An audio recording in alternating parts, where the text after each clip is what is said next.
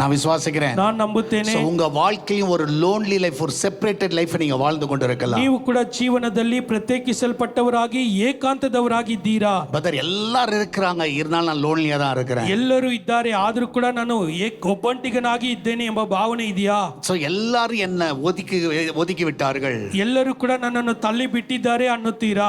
So யார் என்னை ஏற்றுக்கொள்வதில்லை, ಯಾರು ಕೂಡ ನನ್ನನ್ನು ಸ್ವೀಕರಿಸ್ತಾ ಇಲ್ಲ ಅಂತ ಅನ್ನುತ್ತೀರಾ? கூட பிறந்தவர்கள் இருக்கிறார்கள், ಒಡ ಹುಟ್ಟಿದವರು ಇದ್ದಾರೆ, என் குடும்பம் இருக்கிறது, ನನ್ನ ಕುಟುಂಬದವರು ಇದ್ದಾರೆ. இருந்தாலும் ಇದ್ದರೂ ಕೂಡ என் லைஃப் ஒரு செப்பரேட்டட் லைஃப் தான். ನನ್ನ ಜೀವನ ಒಂದು ಏಕಾಂತದ ಜೀವನವಾಗಿದೆ. ஆனா கர்த்தர் ஒரு பெரிய பர்பஸ்க்காக கர்த்தர் உன்னை தேர்ந்தெடுக்கிறார். ಆದರೂ ನಿನ್ನನ್ನು ದೇವರು ಒಂದು ದೊಡ್ಡ ಉದ್ದೇಶಕ್ಕೋಸ್ಕರ ಆರಿಸಿಕೊಂಡಿದ್ದಾರೆ. உனக்கு யாருமே இல்லனாலும் அவர் நல்ல ஒரு ரிலேஷன்ஷிப்பை கர்த்தர் உன் கையில கொண்டு வருகிறார். ನಿನಗೆ ಯಾರು ಇಲ್ಲ ಅಂದ್ರೂ ಕೂಡ ಆತನು ನಿನ್ನ ಒಂದು ಸಂಗಡಿಗನಾಗಿ ನಿನ್ನ ಜೊತೆಯಲ್ಲಿ ಇದ್ದಾನೆ. ஹல்லேலூயா. ಹಲ್ಲೆಲೂಯಾ. அதற்காகவே கர்த்தர் உன்னை தெரிந்து கொண்டார். ಅದಕ್ಕೋಸ್ಕರ